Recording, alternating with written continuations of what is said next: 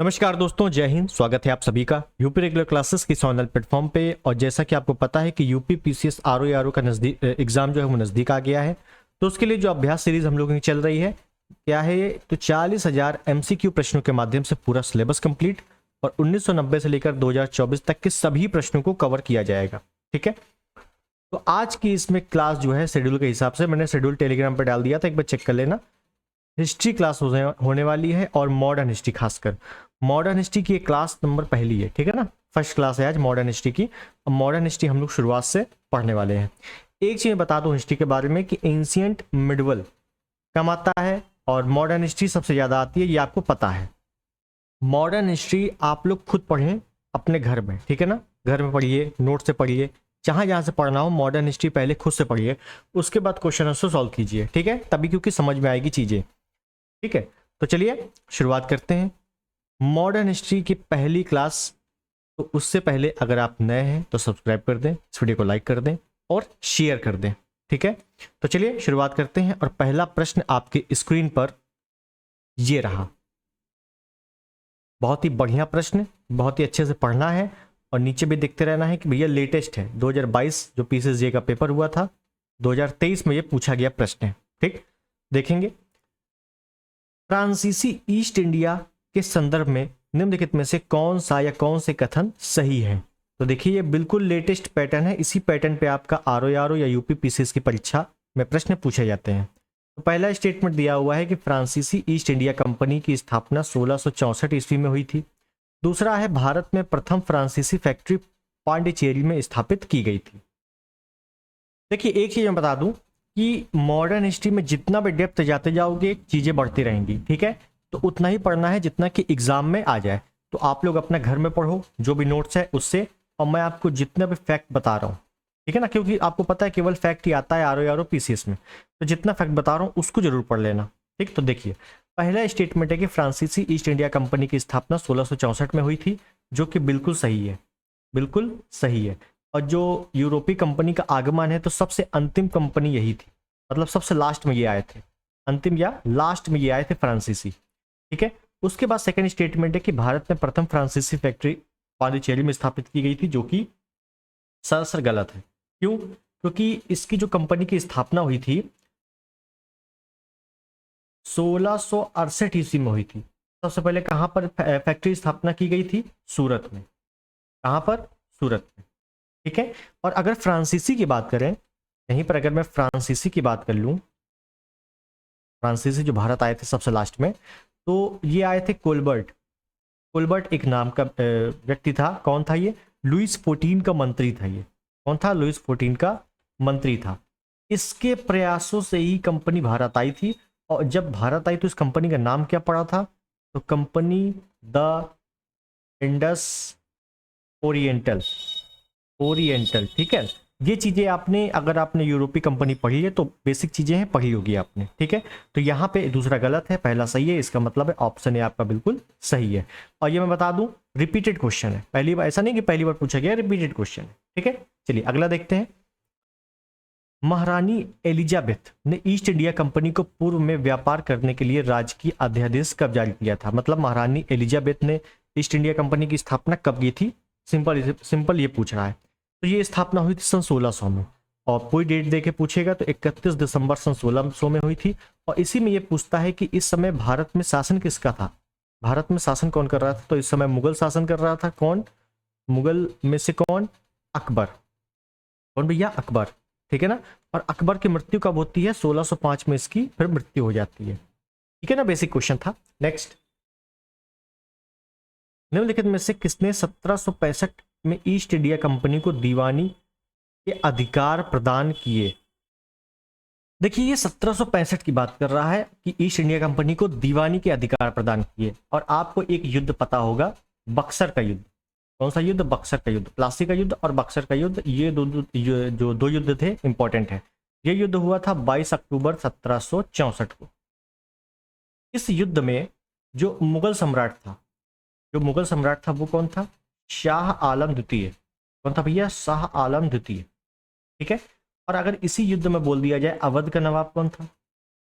अगर बोलूं अवध का नवाब कौन था इसमें, तो आप बताओगे शुजाउद्दौला।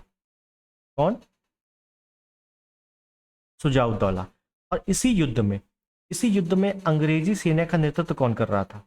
अंग्रेजी सेना का नेतृत्व कौन कर रहा था? तो ये नाम मिलेगा हेक्टर मुनरो। क्या नाम है भैया?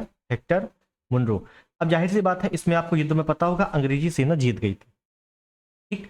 अब जब अंग्रेजी सेना जीत गई तो एक फिर संधि हुई थी, उसका नाम था इलाहाबाद की संधि। इलाहाबाद की संधि, दो संधियां हुई थी एग्जैक्टली बताऊं तो। इलाहाबाद की संधि कब हुई थी? तो एक हुई थी आपकी 12 अगस्त 1765 को, और दूसरी संधि हुई थी 16 अगस्त 1765 को। तो इसी में क्या हुआ था कि जो संधि, अच्छा ये संधि हुई किसके मध्य थी? तो इस संधि के समय कौन आ गया था 1765 में? लॉर्ड क्लाइव आ गया था। कौन आ गया था? Lord Clive. तो लॉर्ड क्लाइव ने ये संधियां की थी, ये आपको पता होगा, बेसिक चीज है। और इस संधि में जो दीवानी वसूलने का प्लान था, दीवानी वसूलने का अधिकार किसको दे दिया गया था? बंगाल, बिहार, उड़ीसा की दीवानी थी ये खासकर। तो किसके साथ संधि हुई थी? मुगल बादशाह के साथ हुई थी, शाह आलम द्वितीय के साथ। ठीक है ना, याद रखना है, बंगाल, बिहार, उड़ीसा की दीवानी वसूलने का अधिकार मिल गया था। शाह आलम द्वितीय ने फिर अधिकार दिए थे। जाहिर सी बात है, हार गया तो अधिकार देना ही पड़ेगा, तो ऑप्शन डी बिल्कुल सही है। अगर बेसिक स्टोरी पढ़ी है तो ये भी आपको आता होगा। नेक्स्ट है, अगला देखेंगे। भारत में प्रथम पुर्तगाली गवर्नर था। भारत में प्रथम पुर्तगाली गवर्नर कौन था? तो बेसिक क्वेश्चन है, भारत में प्रथम पुर्तगाली गवर्नर कौन था? अल्मीडा। देखिए, प्रथम पुर्तगाली जो आया था वो था वास्को डिगामा। वास्को, एक मिनट, वास्को डिगामा।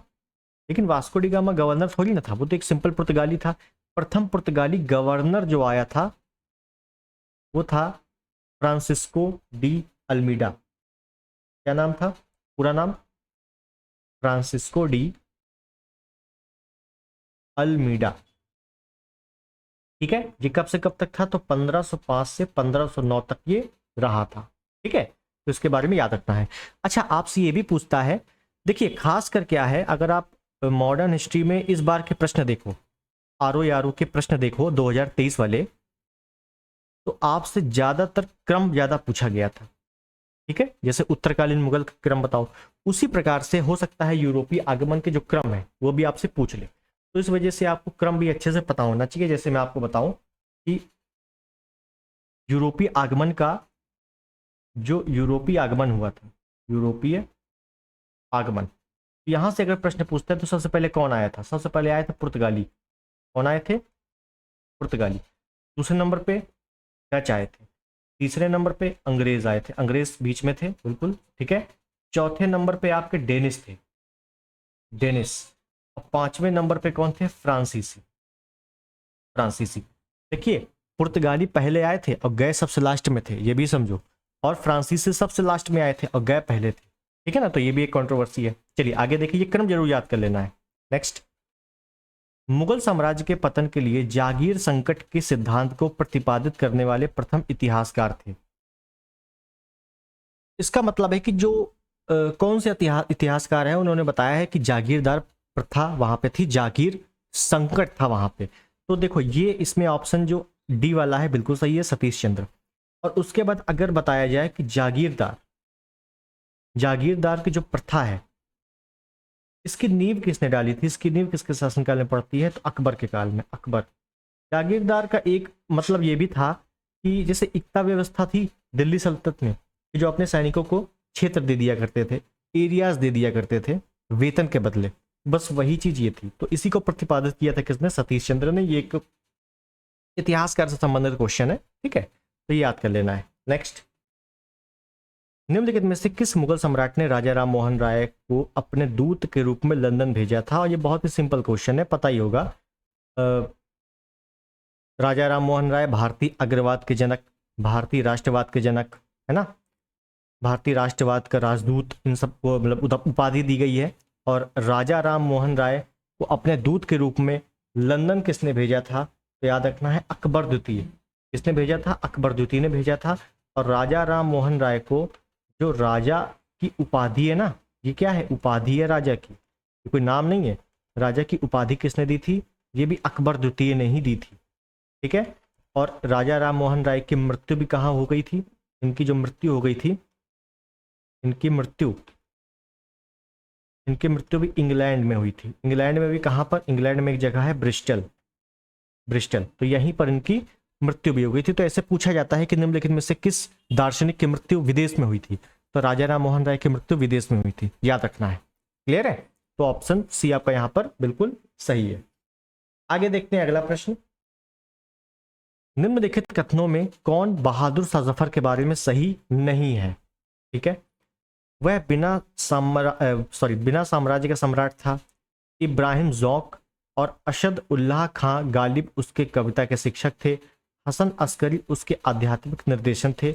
वह 1 लाख रुपए से कम प्रतिमाह ईस्ट इंडिया कंपनी के पेंशन के रूप में प्राप्त करता था। देखिए कौन सा सही नहीं है ये बताना है। अगर आप देखो ये वाले प्रश्न आपको कोई बुक में नहीं मिलेंगे, जब आप पूरी स्टोरी पढ़ लोगे ना तब आपको लगेगा कि हाँ ये वाला सही है ये गलत है। देखिए हसन अस्करी उसके आध्यात्मिक निर्देशन थे, ये बिल्कुल सही है। और बहादुर शाह जफर, ये जफर क्या है? ये एक उपाधि है। ये जफर क्या है? एक उपाधि है। ये उपाधि क्यों मिलती है? क्योंकि ये कविताएं किया करता था, ये कविताएं किया करता था और इसके कविता का जो गुरु था ना वो गालिब था। ये भी आपका बिल्कुल सही है। वह बिना साम्राज्य का सम्राट था, ये भी सही है। 1857 की क्रांति में जब अंग्रेज हर जगह आ गए थे दिल्ली में तो इसको जबरदस्ती सम्राट बनाया गया था। ठीक है, लेकिन फिर इसको हटा दिया गया था बाद में। अंग्रेजों ने क्या किया था? हटा के इसको भगा दिया था रंगून में। उसके बाद वह 1 लाख रुपए कम प्रतिमाह ईस्ट इंडिया कंपनी से पेंशन के रूप में प्राप्त करता था, बिल्कुल गलत है। ये वाला आपका बिल्कुल गलत है, सही नहीं है। क्योंकि 1 लाख रुपए से कम नहीं मिलता था, इसको ज्यादा मिलता था। इसको लगभग 15 लाख प्रतिमाह, 15 लाख रुपए प्रतिमाह कंपनी से मिलता था। ठीक है, तो इसका मतलब ये वाला क्या है? 1 लाख रुपए से कम गलत है। कितना है? 15 लाख रुपए मिलता था। ठीक है, याद रखना है। एक सालाना है, सॉरी नहीं सही है, 15 लाख रुपए प्रतिमाह। ठीक है, याद रखना है। नेक्स्ट, निम्नलिखित में से किस मुगल बादशाह ने आलमगीर द्वितीय की उपाधि धारण की थी? आलमगीर द्वितीय उपाधि किसने धारण की थी? और अगर आपने आरू का पेपर देखा हो तो उसमें क्या आया था? उत्तरकालीन मुगल का जो क्रम था, जो राजाओं का क्रम था वो पूछा गया था। ठीक है, तो क्रम भी देख लेंगे और ये भी देख लेंगे। यहां पे आपको याद रखना है आलमगीर द्वितीय की उपाधि धारण की थी अजीजुद्दीन ने। किसने? अजीजुद्दीन। ठीक है, आप केवल उत्तरकालीन मुगल का आप क्रम देखो, क्योंकि क्रम ही से क्वेश्चन ज्यादातर पूछा जाता है। उत्तरकालीन मुगल क्रम।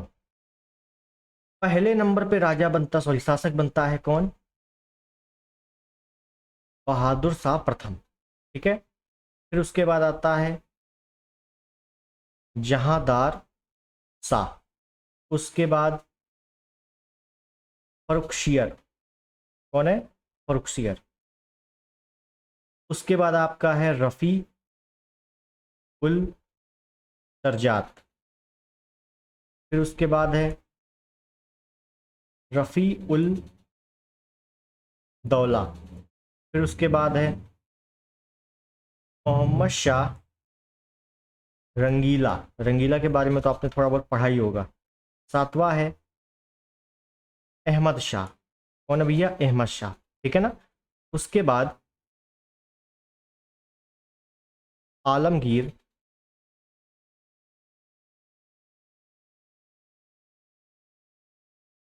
आलमगीर द्वितीय। फिर उसके बाद है शाहजहां तृतीय। छोटे छोटे शासक हुए हैं बीच में। फिर उसके बाद है शाह आलम द्वितीय, आलमगीर द्वितीय और शाह आलम द्वितीय। इनके बारे में पढ़ा होगा, ये प्लासी के युद्ध के समय और ये बक्सर के युद्ध के समय। ठीक है। 11वां है अकबर द्वितीय। वही अकबर द्वितीय जिसने मोहन राय को राजा की उपाधि दी थी, तो राजा राम मोहन राय हो गए थे। ठीक है। और फिर उसके बाद अंतिम बहादुर शाह जफर द्वितीय। अंतिम, ये कौन है? अंतिम मुगल है। इसके बाद मुगल खत्म। ठीक है, तो ये क्रम आपको अच्छे से याद रखना है। इनके बारे में भले डिटेल में ना याद हो, लेकिन ये क्रम जरूर याद रख लेना है। क्लियर है? चलिए आगे देखेंगे अगला प्रश्न। जहांदार शाह राज सिंहासन पर बैठा मरणोपरांत बहुत ही सिंपल क्वेश्चन है, बहुत ही सिंपल क्वेश्चन। मैंने बताया था अगर आप उत्तरकालीन मुगल के क्रम याद कर लोगे ना तो आपके आधे ज्यादा क्वेश्चन सही होने लगेंगे। अब देखो क्या पूछा है, जहांदार शाह राज सिंहासन पर बैठा मरणोपरांत, मतलब किसके मरने के बाद जहांदार शाह बैठा था। अब एक क्रम देखो, जहांदार शाह कहाँ है, सेकंड नंबर पे है। कौन मरा, बहादुर शाह प्रथम मरा होगा, अभी तो बैठेगा। तो बस बहादुर शाह प्रथम, option B is the right. बताओ कितना सिंपल क्वेश्चन है। ठीक है, चलो आगे देखें। निम्नलिखित में से किस औरंगजेब के उत्तराधिकारी का शासन सबसे कम था। मतलब औरंगजेब का उत्तराधिकारी था, उसका शासन सबसे कम था, तो सबसे कम था जहांदार शाह का, सबसे कम। देखिए जो मैंने बताया है ये वाला, इस पे जो बहादुर शाह है, बहादुर शाह प्रथम, ये 1707 बैठता है, क्योंकि 1707 में औरंगजेब की मृत्यु हो जाती है, 3 मार्च 1707 में। तो 1707 से 1712 तक ये शासन करता है, और उसके बाद जहांदार शाह जो है 1712 से 1713 तक शासन करता है, 1 साल के। ठीक है, तो इस वजह से इसका शासन सबसे कम है यहाँ पर। तो क्या बोला है, उत्तराधिकारी सबसे कम था, तो जहांदार शाह का सबसे कम था। क्लियर। नेक्स्ट, किस यूरोपीय समुदाय ने भारत के साथ प्रथम व्यापारिक संबंध स्थापित किया था। प्रथम व्यापारिक संबंध स्थापित किया था, बताइए। कोई दिक्कत है इसमें, कोई दिक्कत नहीं है भाई। जो यूरोपीय कंपनी भारत आई थी, यूरोपीय कंपनी, बस वही पूछ रहा है कि प्रथम कौन था, तो पुर्तगाली आए थे पहले, option D is the right. ठीक है, नेक्स्ट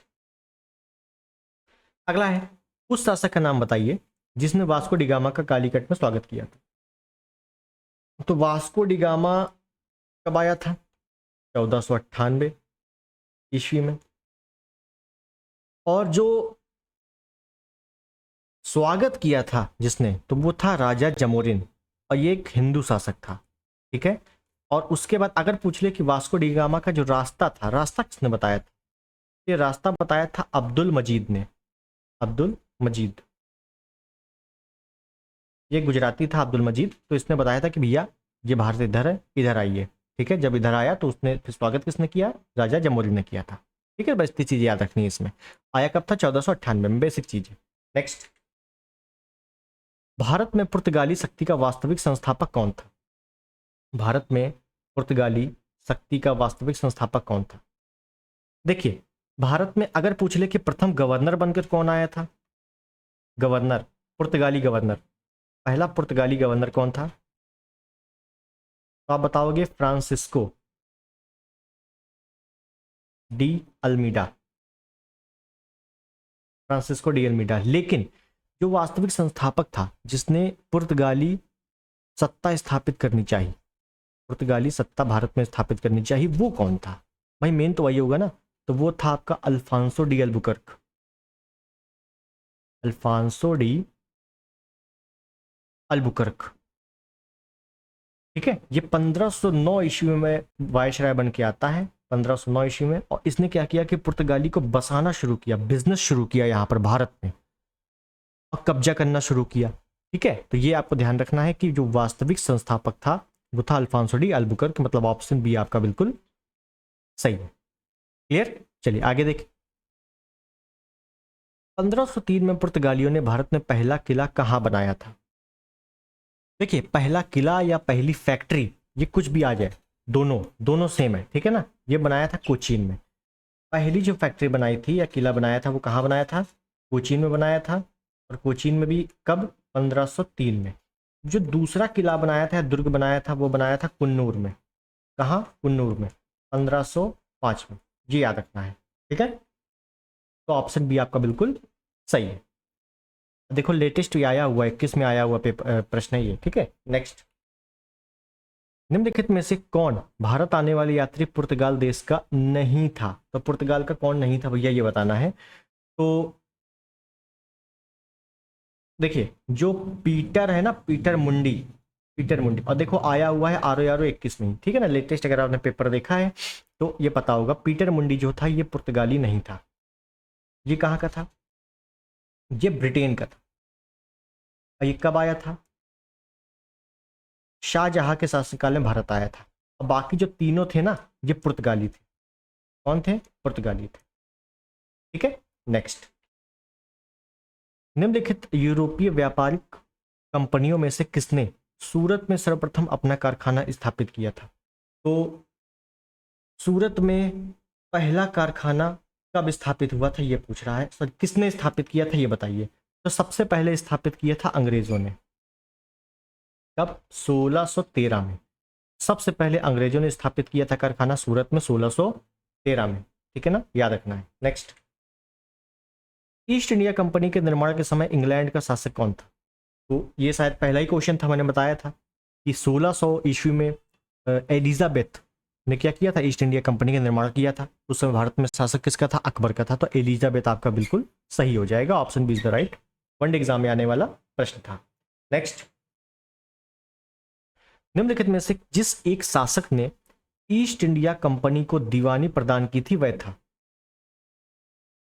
तो दीवानी किसने प्रदान की थी? अभी हम लोगों ने देखा था कि एक संधि हुई ईस्ट इंडिया कंपनी और अंग्रेजों या ईस्ट इंडिया कंपनी और मुगलों के मध्य, वो हुई थी 1765 में, और इसको बोला गया इलाहाबाद की संधि, बक्सर युद्ध के बाद। इलाहाबाद संधि कब हुई थी? बक्सर युद्ध में हारने के बाद। बक्सर युद्ध के बाद इसमें क्या हो गया था? बंगाल, बिहार, उड़ीसा की दीवानी वसूलने का अधिकार दे दिया गया था। किसने दिया था? शाह आलम द्वितीय ने। ठीक है, तो ईस्ट इंडिया कंपनी को दीवानी प्रदान की थी किसने? शाह आलम द्वितीय ने। भाई इसकी मजबूरी थी क्योंकि हार गया था ये, इस वजह से। ठीक है, नेक्स्ट, भारत में ईस्ट इंडिया कंपनी की सफलता का राज क्या था? भारत में ईस्ट इंडिया कंपनी सफल हुई, बिल्कुल सफल हुई। उसका राज क्या था, क्यों सफल हुई? अब ये वाले क्वेश्चन आपको जब आप स्टोरी पूरी पढ़ लोगे, पूरी कहानी पढ़ लोगे, तभी आपको समझ में आएगा। ये आपको ऐसे ही डायरेक्टली कहीं नहीं मिल जाएगा। देखिए, भारत में राष्ट्रीय भावना की कमी। दूसरा है, कंपनी की सेना को पश्चिमी प्रशिक्षण मिला था तथा उसके पास आधुनिक हथियार थे। फिर है, भारतीय सैनिकों में राष्ट्रीय भावना का अभाव था, जिसके फलस्वरूप कोई भी उन्हें अच्छा वेतन दे अपनी सेवा में लगा सकता था। आपने सुना भी होगा कि अंग्रेजों की सेनाओं में ज्यादातर भारतीय ही थे। ठीक है, जो अगर आपने थोड़ा सा आज़ादी वाले पोर्शन में आएंगे तो अंग्रेजों की जो सेना थी उसमें ज़्यादातर भारतीय ही थे। ये आपने सुना होगा। जाहिर सी बात है, एकता की राष्ट्रीय भावना की कमी थी। राष्ट्रीय भावना को जगाने के लिए तो कई लोग शहीद हो गए, तो इसी वजह से तो हुआ था। तो ऑप्शन सी तो बिल्कुल सही है। कंपनी की सेना को पश्चिमी प्रशिक्षण मिला था। पश्चिमी प्रशिक्षण का मतलब है कि द मॉडर्न थोड़ा सा प्रशिक्षण मिला था, ट्रेनिंग मिली थी, आधुनिक हथियार भी थे। पहली बंदी को अंग्रेजों तो लेके आए थे, तो ये भी आपका बिल्कुल सही है। और राष्ट्रीय भावना की कमी थी, ये भी बिल्कुल ही सही है। तो इसका मतलब उपयुक्त तो तीनों था, इसी वजह से तो ईस्ट इंडिया कंपनी सफल हो गई। ऑप्शन डी बिल्कुल सही है। क्लियर? नेक्स्ट, निम्नलिखित व्यापारिक शक्तियों में से किसे 1717 ईस्वी में चुंगी अदा करने में छूट दी गई थी?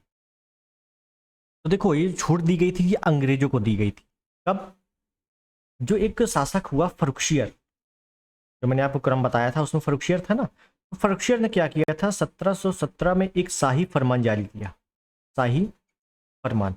इस शाही फरमान में क्या था कि 3000 रुपए, देखिए 3000 रुपए वार्षिक, ये इंपॉर्टेंट है, 3000 रुपए वार्षिक देकर व्यापार कर सकते थे। व्यापार में पूरी छूट थी कि आप 3000 दीजिए, अब जैसा व्यापार करना हो वैसा कीजिए। ठीक है, ये पूरा उसने दे दिया था। किसने?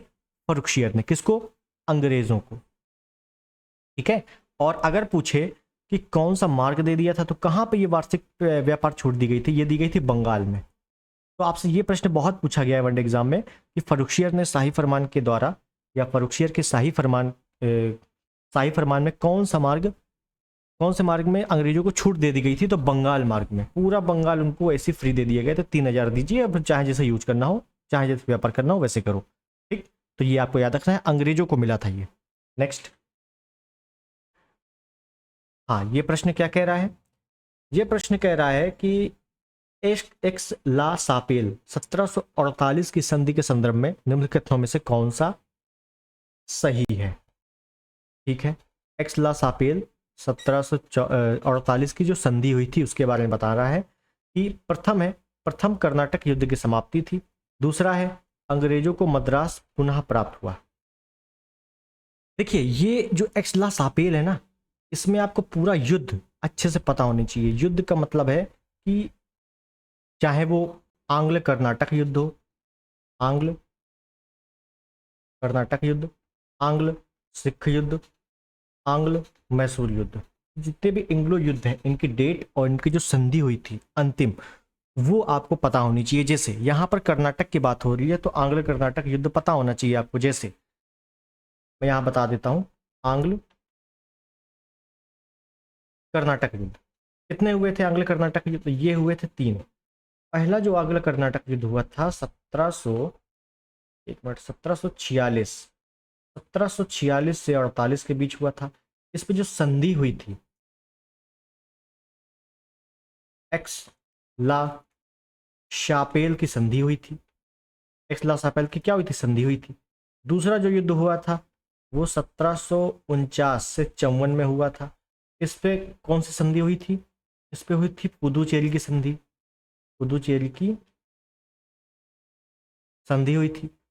तीसरा जो हुआ था 1758 से 1763 के मध्य हुआ था। और यहां पे जो संधि हुई थी वो हुई थी पेरिस की संधि। पेरिस की संधि। तो ये 3 आपको पता होने चाहिए, कब युद्ध हुआ, पहला, दूसरा, तीसरा, और कौन सी संधि हुई। तो एक्स ला शापेल की संधि, पुदुचेरी की संधि दूसरे में, और तीसरे में पेरिस की संधि। अब यहाँ पे आते हैं, क्या बोला गया है कि प्रथम कर्नाटक युद्ध की समाप्ति में एक्स ला शापेल हुई थी। बिल्कुल सही, ये पहला बिल्कुल सही स्टेटमेंट है। दूसरा है इस युद्ध के बाद या इस संधि के बाद अंग्रेजों को मद्रास पुनः प्राप्त हो गया था, ये भी सही है। इस युद्ध के बाद हुआ क्या था कि अंग्रेजों को भारत में मद्रास प्राप्त हो गया, और फ्रांसीसी थे, इनको उत्तरी अमेरिका में लुइसबर्ग प्राप्त हो गया था। लुइसबर्ग, ठीक है। तो ये 2 आपसे पूछा जाता है कि पहली एक्स ला शापेल की संधि के बाद अंग्रेजों को भारत में मद्रास प्राप्त हो गया था, फ्रांसीसियों को यूएसए उत्तरी अमेरिका में लुइसबर्ग प्राप्त हो गया था। क्लियर है? तो यहाँ पे ऑप्शन सी आपका दोनों बिल्कुल सही है। नेक्स्ट, और हालांकि ये रिपीटेड क्वेश्चन है तो आप रट भी लोगे ना, डायरेक्टली आ गया तो कर लोगे। नेक्स्ट है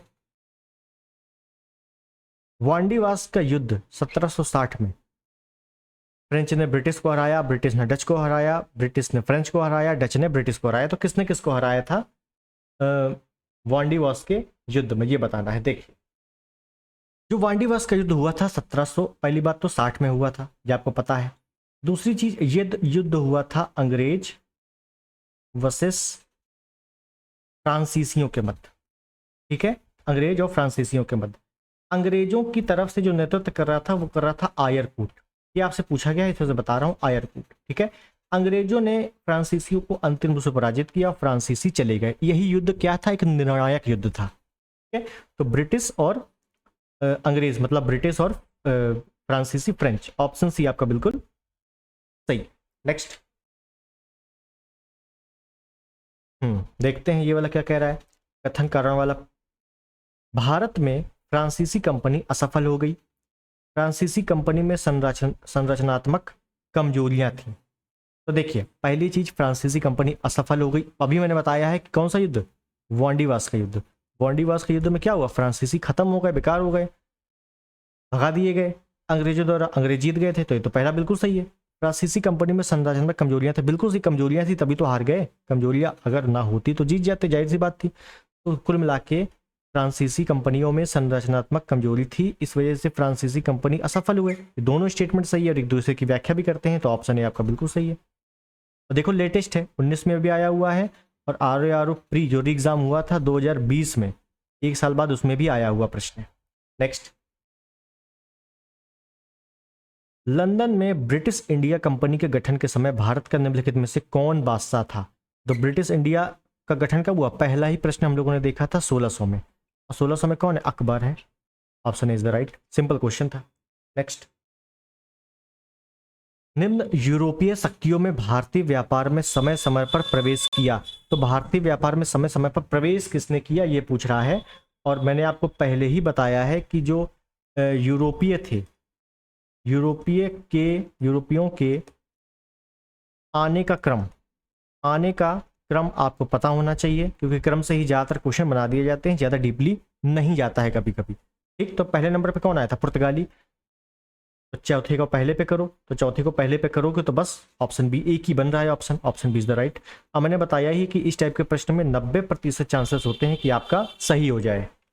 इस टाइप के आ जाए या मिलान वाले प्रश्न आ जाते हैं तो उनमें क्या हो जाता है, लगभग सही होता है। आगे देखेंगे अगला, सुप्रसिद्ध उर्दू शायर मिर्जा गालिब का मूल निवास था। तो मिर्जा गालिब का मूल निवास कहाँ था, ये पूछ रहा है हमसे। देखिए, एक टाइप का ये मैंने यूपी जीके में भी आपको कई बार कराया हुआ प्रश्न है। मिर्जा गालिब कहाँ के रहने वाले थे? ये आगरा के थे। मूल निवास कहाँ का? आगरा का।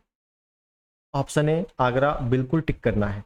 लेकिन यहाँ पे भी थोड़ा सा दिक्कत है, क्वेश्चन घुमा के पूछ लेता है। जैसे 1857 की जो रिवॉल्ट हुई थी, 1857 की जो क्रांति थी, इसके समय मिर्जा गालिब कहाँ थे?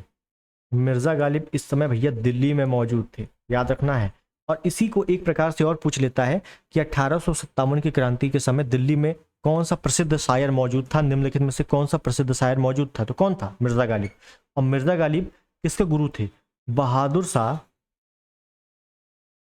द्वितीय, जो अंतिम मुगल था ना, उसके गुरु भी थे। ये भी आपको याद रखना है, ठीक है। नेक्स्ट, असम में सर्वप्रथम चाय कंपनी की स्थापना कब हुई थी? असम में। तो देखो ये आरओ में आया हुआ है, इस वजह से मैंने प्रश्न रखा है। असम में चाय कंपनी की स्थापना आपकी 1839 में हुई थी, ठीक है ना, 1839 में। कुछ चीजें हैं, अगर आपको आ रही अच्छी बात है, नहीं आ रही तो उनको रट डालो। रटो कैसे?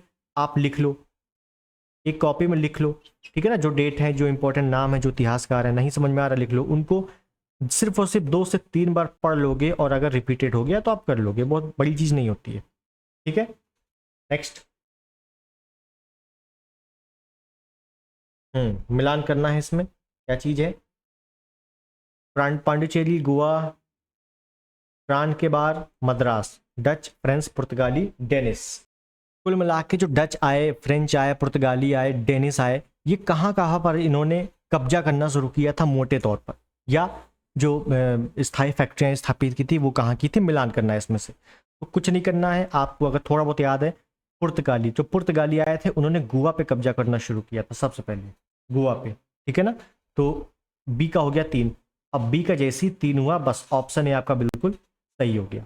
आपको पुर्तगाल का याद होगा क्योंकि पुर्तगाल थोड़ा सा फेमस है, पढ़ते रहते हैं क्योंकि पहला भी है इस वजह से, ठीक है। तो पुर्तगाल का अगर आपको पता है कि गोवा है तो उसी से आप एक ही, अगर आपको एक ही पता है तो उससे पूरा क्वेश्चन आपका सही हो जाएगा, ठीक है। तो आगे मिलान कर लो। पुदुचेरी, पुदुचेरी में किसका शासन था? फ्रेंचों ने शासन किया था। ट्राकनबेर नहीं पता होगा किसी को। मद्रास, मद्रास में किसने किया था? डच। डच कहाँ आए थे? मद्रास में आए थे, ठीक। तो इस हिसाब से याद कर लो। नेक्स्ट है, सफदर जंग के पश्चात निम्न में कौन एक अवध के नवाब बने? ठीक है, तो जो अवध के नवाब थे, इनका भी आपको क्रम पता होना चाहिए, इसका मतलब है इनका भी क्रम पता होना चाहिए, बेसिक जानकारी होनी चाहिए। देखते हैं। तो देखिए, अवध के जो नवाब थे ना, अगर मैं बात करूं मोहम्मद शाह रंगीला, मोहम्मद शाह जो रंगीला है, मोहम्मद शाह रंगीला के समय में क्या हुआ?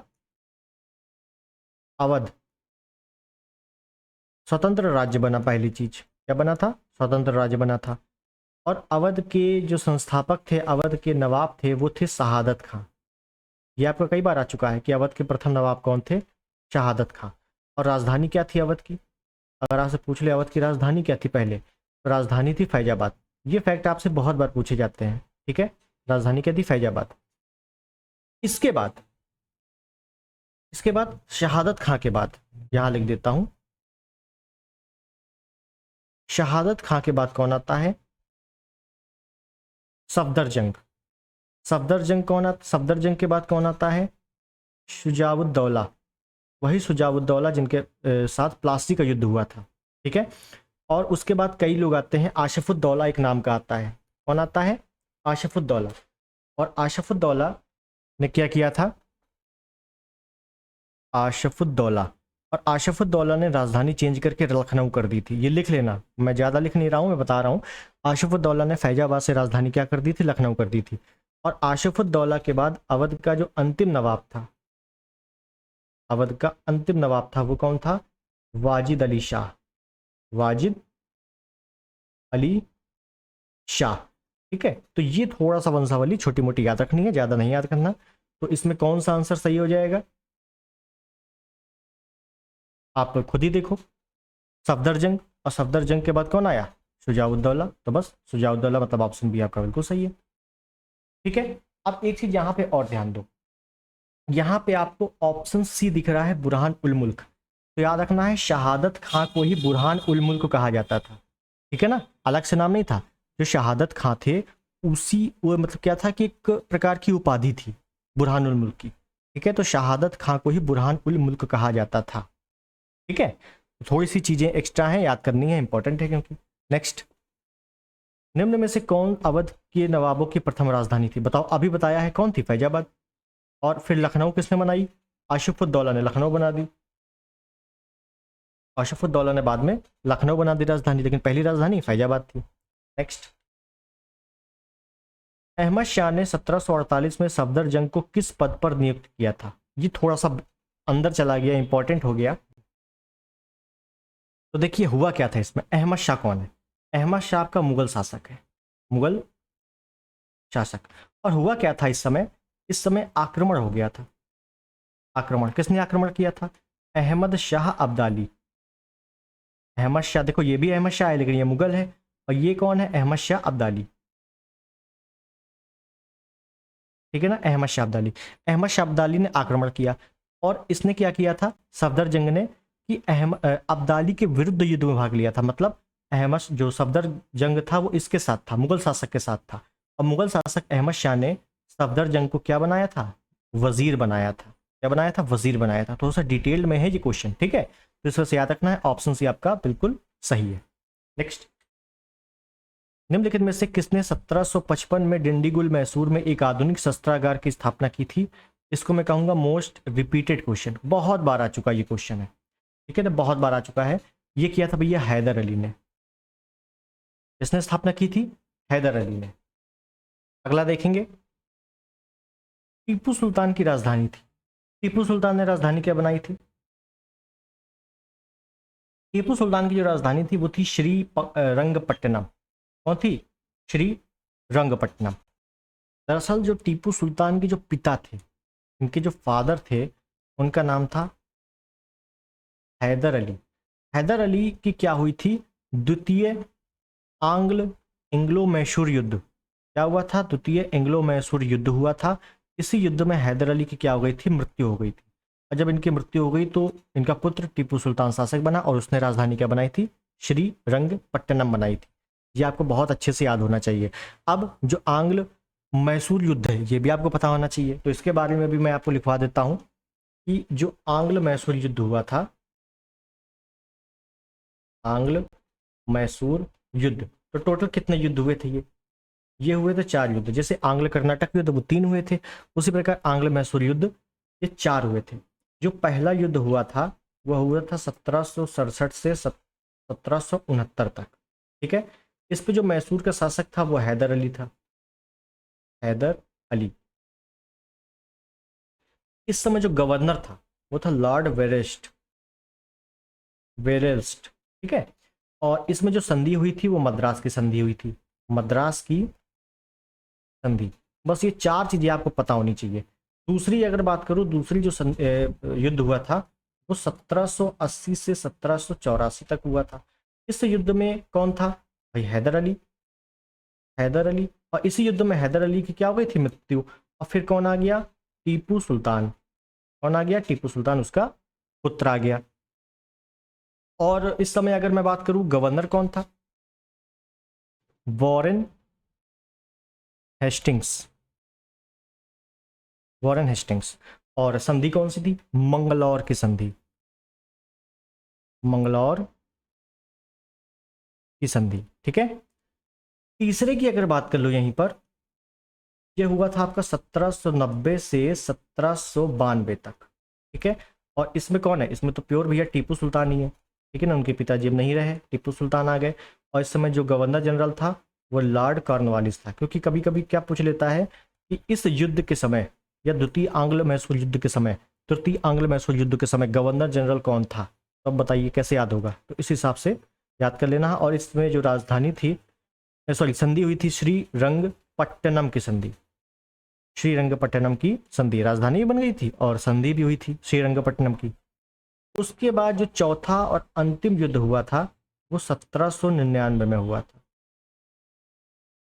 और कौन है? Tipu Sultan. Tipu Sultan, governor general Lord Wellesley, संधि सहायक संधि। कौन सी संधि हुई थी? सहायक संधि। तो आपसे ये वाला तो बहुत ही बार पूछा जा चुका है वनडे एग्जाम में कि सहायक संधि किस गवर्नर जनरल के समय हुई थी? लॉर्ड वेलेजली के समय में 1799 में। ठीक है, तो ये आंग्ल मैसूर युद्ध आपको पूरे रटे होने चाहिए चारों के चारों। आगे देखते हैं अगला प्रश्न। निम्नलिखित में से कौन सा युग्म सुमेलित नहीं है? प्रथम आंग्ल कर्नाटक युद्ध, द्वितीय आंग्ल कर्नाटक युद्ध, प्रथम आंग्ल मैसूर युद्ध, द्वितीय आंग्ल मैसूर युद्ध। अब आपके लिए ये क्वेश्चन बच्चों वाला हो गया है क्योंकि आपने दोनों चीजें पढ़ ली हैं बहुत ही अच्छे से। तो देखिए, जो प्रथम आंग्ल कर्नाटक युद्ध हुआ था उसमें एक्सले सापेल की संधि हुई थी जिसमें अंग्रेजों ने मद्रास ले लिया था, अंग्रेजों को मद्रास मिल गया था, ये मैंने बताया था। ऑप्शन ए बिल्कुल सही है। द्वितीय आंग्ल कर्नाटक युद्ध में पुदुचेरी की संधि हुई थी, ये भी बिल्कुल सही है। प्रथम आंग्ल मैसूर युद्ध में अभी मैंने बताया मद्रास की संधि हुई थी, बिल्कुल सही है। और चौथे वाले में द्वितीय आंग्ल मैसूर युद्ध में श्रीरंगपट्टनम की संधि हुई थी, ये आपका बिल्कुल गलत है। क्यों गलत है? कि जो द्वितीय आंग्ल मैसूर युद्ध हुआ था ना, इस पे हुई थी मंगलौर की संधि, मंगलौर की संधि। और जो श्रीरंगपट्टनम की संधि हुई थी ये तीसरा आंग्ल मैसूर युद्ध था, तीसरा आंग्ल मैसूर युद्ध था। ठीक है, तो ये बेसिक स्ट्रक्चर आपको याद रखना है, बिल्कुल फैक्ट है, ज्यादा डीपली नहीं जाना, फैक्ट ही पढ़ लेना है। अब प्रथम आंग्ल मैसूर युद्ध में कम से कम 3-4 पेज का मैटर है, उसको नहीं पढ़ना, आप केवल और केवल पीवाईक्यू देख लो और ये युद्ध याद कर लो। ठीक है ना, आता इसी से है। आगे देखिए, गुरु नानक का सबसे तीव्र प्रहार था, गुरु नानक का सबसे तीव्र प्रहार क्या था? पर्दा प्रथा पर, बाल विवाह पर, सती प्रथा पर, जाति व्यवस्था पर। देखो, गुरु नानक का सबसे तीव्र प्रहार था जाति व्यवस्था पर। उनका एक मत था कि जब मतलब उनको ज्ञान प्राप्त हो गया था गुरु नानक को, तो क्या हुआ था, उन्होंने कहा था ना कोई हिंदू है ना मुसलमान। ठीक है, तो ये एक स्टेटमेंट है उनका, तो याद रखना है कि जाति व्यवस्था पर उनका तीव्र प्रहार था, वो काफी विरोध में थे। ठीक है, याद रखना है केवल। नेक्स्ट, महाराजा रणजीत सिंह के राज्य की राजधानी थी? महाराजा रणजीत सिंह, महाराजा रणजीत सिंह का जन्म 1780 में हुआ था। कहाँ पर? गुजरावाला। ये भी आपसे पूछा गया है, गुजरावाला में हुआ था। और ये किस क्या बात करूं उसका, किस वंश के थे या किस मिसल के थे? हाँ, मिसल। क्योंकि क्या हुआ था, जो सिख संप्रदाय था वो टोटल बाद में क्या हो गया था, 12 मिसलों में विभाजित हो गया था टोटल। तो ये किस मिसल के थे? याद रखना है, ये चुकर सकिया, चुकर सकिया मिसल के थे। अगर आपने पढ़ा है तो आपको ये क्वेश्चन जरूर मिला होगा, चुकर सकिया मिसल। ठीक है, महाराजा रणजीत सिंह चुकर सकिया मिसल के थे। और इनकी जो राजधानी थी वो क्या थी? वो थी लाहौर। इन्होंने राजधानी क्या बनाई थी? लाहौर। और अगर पूछ ले कि इन्होंने अपने धार्मिक राजधानी क्या बनाई थी, धार्मिक या सांस्कृतिक राजधानी क्या बनाई थी, धार्मिक या सांस्कृतिक राजधानी क्या बनाई थी, तो करना है अमृतसर। यहाँ पे दोनों ऑप्शन है, तो ध्यान दीजिए। अगर आपसे सिंपल पूछ रहा है राज्य की राजधानी क्या थी, लाहौर थी, और उनकी धार्मिक राजधानी या सांस्कृतिक राजधानी क्या थी, तो अमृतसर थी। क्लियर है? नेक्स्ट, सिख राज्य का अंतिम राजा कौन था? तो देखो, आरो यारो में आ चुका है प्रश्न ये, सिख राज्य का अंतिम राजा कौन था ये बताना है। याद रखना है, सिख राज्य का अंतिम राजा दिलीप सिंह थे। कौन थे? दलीप सिंह। क्लियर है? इनका जन्म लाहौर में ही हुआ था। कहाँ हुआ था? लाहौर में। क्लियर है? तो अगला प्रश्न हमारे पास कुछ नहीं है। आज हम लोगों ने क्या देखा? मॉडर्न हिस्ट्री के बहुत ही इंपॉर्टेंट क्वेश्चन देखे, और जो भी एक्स्ट्रा फैक्ट हो सकते थे मैंने बताए। ज़्यादा डीपली नहीं गया, लेकिन हाँ जितना बताया है उनको याद रख लेना, फैक्ट है वो सभी आ चुके हैं कहीं ना कहीं। आप समझिए एक बात, मॉडर्न हिस्ट्री में बहुत सारी चीज़ें हैं। ठीक है ना, आप डीपली जाते जाओगे तो क्वेश्चन बढ़ते ही चले जाएंगे। मॉडर्न हिस्ट्री में आपको एक बुक प्रिफेयर करनी पड़ेगी। अगर आप पढ़ रहे हो तो बहुत अच्छी बात है, नहीं पढ़ रहे हो तो एक बुक पढ़ लो, प्लस अगर बुक नहीं है तो घटना चक्री पढ़ लो एटलीस्ट, घटना चक्र। ठीक है ना, घटना चक्री पढ़ लो, काम हो जाएगा। और प्लस जो जितने क्वेश्चंस है वो मैं आपको एक्सप्लेनेशन करके करा ही रहा हूँ, तो इसको जरूर देखते रहना। ठीक, दूसरी चीज जो मैं करवा रहा हूँ, ancient plus medieval, ancient history और मिडाइवल हिस्ट्री। ठीक है, ये दोनों आपका ज़्यादा से ज़्यादा बहुत ही कम क्लास होगी। ठीक है ना, इसकी जितनी भी क्लासेस होंगी उससे ज़्यादा क्लासेस मॉडर्न की होंगी, क्योंकि मॉडर्न के क्वेश्चन ज़्यादा हैं। इस वजह से अपने को केवल पास होने के लिए पढ़ना है कि जिससे हम पास हो के, अपने को ज्ञान नहीं चाहिए, ठीक है ना, बहुत ज़्यादा ज्ञान की आवश्यकता नहीं है, अपने को सिलेक्शन चाहिए। तो करना क्या है, मॉडर्न हिस्ट्री ज़्यादा पढ़ेंगे, एंशियंट मिडिवल पढ़ेंगे, ऐसा नहीं कि बिल्कुल नहीं पढ़ेंगे, लेकिन मॉडर्न सबसे ज़्यादा, हिस्ट्री के तीनों पार्ट में सबसे ज़्यादा मॉडर्न की क्लास होगी, पहले बता दे रहा हूँ, ठीक है। तो जुड़े रहना चैनल के साथ। अगर पहली बार आए हो तो सब्सक्राइब कर देना, इस वीडियो को लाइक कर देना और शेयर कर देना। मिलते हैं अगले वीडियो में, तब तक के लिए नमस्कार, जय हिंद, वंदे मातरम।